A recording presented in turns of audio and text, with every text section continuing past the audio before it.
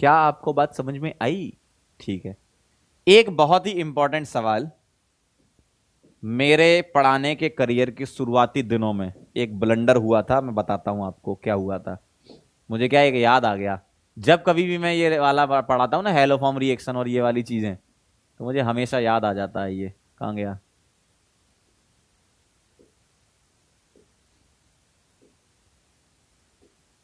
ये देख रहे हो? ये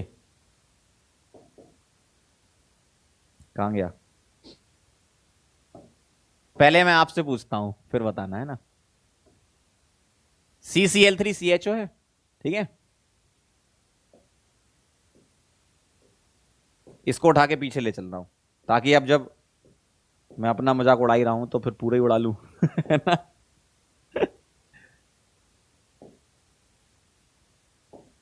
ठीक है। तो कहानी ऐसी है।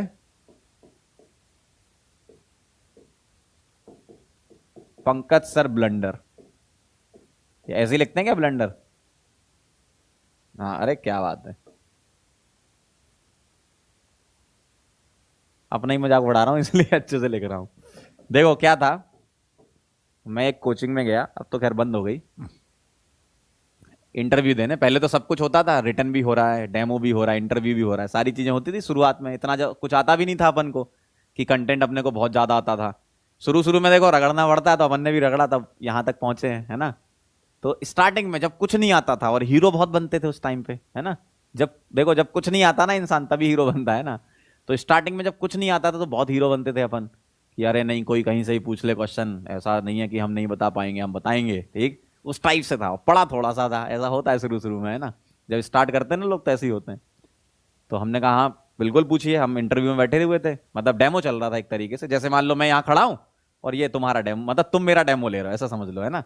तो वहां से सवाल आया, ठीक है। पहला सवाल बड़ा आसान सा आया।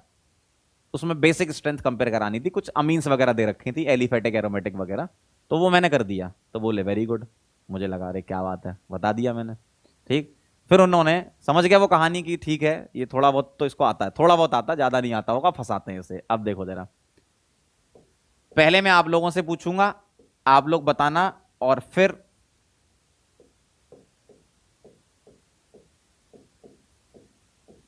मुझे बताना आप, ठीक है।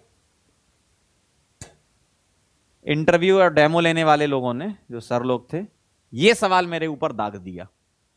CCl3CHO 50% KOH, ठीक है।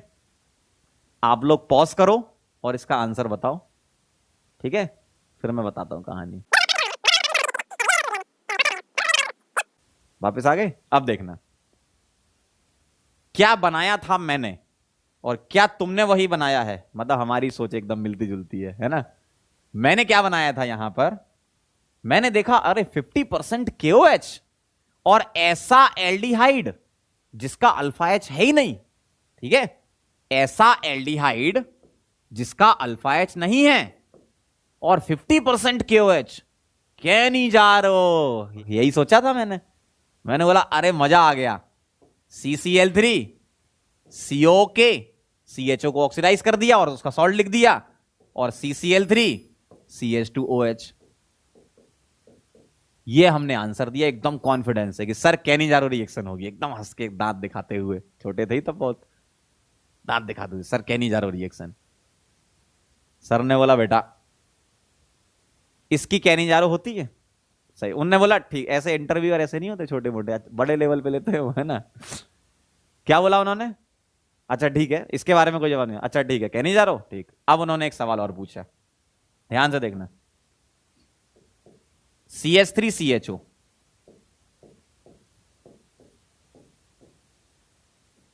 इसकी Cl2KOH से कराओ। ये पूछा उन्होंने, CH3CHO इसकी Cl2KOH से कराओ। हमने बोला अच्छा Cl2KOH हेलो फॉर्म रिएक्शन है। बोले अरे क्या बात है, हेलो फॉर्म रिएक्शन है। हमने करी हेलो फॉर्म रिएक्शन इसकी, ठीक है। हमने हेलो फॉर्म रिएक्शन कैसे करी, जैसे हम आपको सिखा रहे हैं वैसे हमने भी ऐसे याद कर रखे थे। क्या? ये H हटाओ, यहां Cl लगा दो, पहले हेलोजिनेशन फिर हाइड्रोलिसिस, है ना। तो ये H हटाया, ठीक। जैसे ही मैंने H हटाया और मैंने इसको H हटा के ऐसा लिखा, उसके बाद मुझे इसका हाइड्रोलिसिस करना था, मैं ये भूल चुका था, क्यों, इस पर कॉन्सेंट्रेशन था, और वैसे भी इंटरव्यू में ऐसी तैसी हो जाती है, मतलब अच्छे तरीके से, मतलब इंटरव्यूअर कर देता है खेल आपके साथ, है ना। तो इंटरव्यू में मतलब थर थर कांपने लगते हैं लोग। अब देखो CCl3CHO ये हुआ। अब मैं इसका हाइड्रोलिसिस करने गया, तो मैंने इसको कैसा लिखा, देखो CCl3CHO को ऐसे लिखा, ठीक। अब मैं इसका हाइड्रोलिसिस करने गया तो मैंने ऐसा कर दिया, ये बॉन्ड ब्रेक किया, यहां H और यहां OK, तो क्या बना यहां से CHCl3 और HCOOK। अब उन्होंने बोला बेटा आप दोनों देखो, उन्होंने ये भी सवाल पूछा था, ये भी पूछा था, उन्होंने बोला इसको देखो और इसको देखो, इसको देखो, इसको देखो, इसको देखो, इसको देखो। मैं हो गया साइड में खड़ा, मैं ऐसे देखने लगा, मैंने कहा हाँ सर देख लिया। कह रहे क्या दिख रहा है मैंने कहा सर ये कैनिजारो है, ये हेलोफॉर्म है। कह रहे पागल हो तुम, ये जो दिख रहा है ना CCl3CHO, बेटा यही तो तुमने यहां बनाया है, बात समझना। ये जो CCl3CHO है ना, यही तो बेटा तुमने यहां बनाया है। तुम रट के आ गए 50% KOH कि अच्छा 50% है, इसका मतलब कैनिजारो होती है। ऐसा नहीं है, बेसिक मीडियम है CCl3CHO, हेलोफॉर्म का आफ्टर हेलोजिनेशन है, कैनिजारो नहीं होगी इसमें। क्यों नहीं होगी, अब उन्होंने समझाया भी, इतने इतने मस्त लोग थे वो, उनने समझाया भी कि बेटा अब हम बताते हैं ऐसा क्यों हो रहा है ना। मुझे तो समझ में नहीं आया, पहली बात तो उनने बोल दिया पागल हो वो तो अपन तो मतलब दिमाग तो फ्यूज हो गया, अपने को समझ में नहीं आ रहा ये क्या हो गया। मतलब ये ऐसा था कि शुरू शुरू में क्या होता है, इंसान याद कर लेता है बस कि हाँ ये कैनिजारो एल्डोल, फिर एक्सप्लेनेशन धीमे धीमे आता है over the period of time, जब पढ़ाते रहते हैं और ऐसे लोग मिले हैं और जो समझाते हैं ना। तो उन्होंने ये बोला कि जो तुमने ये किया है ये तो गलत है सरासर, ये कैनिजारो तो नहीं है, इतना तो पक्का है, ठीक है, ये कैनिजारो तो नहीं है। मैं भी समझ गया कि हाँ कुछ कुछ ये लोग कुछ बोल रहे हैं, हमें समझ में नहीं आ रहा, लेकिन ठीक है जो बोल रहे हैं वही सही है।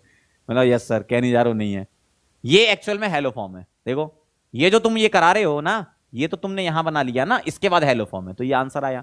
अब ऐसा क्यों हुआ, उन्होंने बाकायदा मैकेनिज्म से बहुत प्यार मोहब्बत से हमसे ही लिखवाई, ठीक है।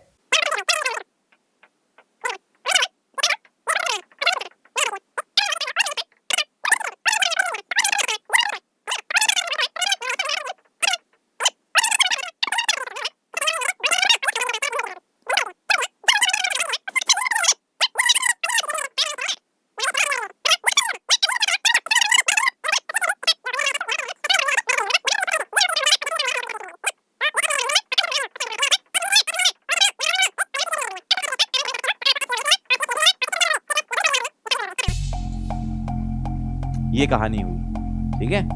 और फिर उनने हमें कर दिया मना, वो समझ गए थे कि ये रट के आया है ना।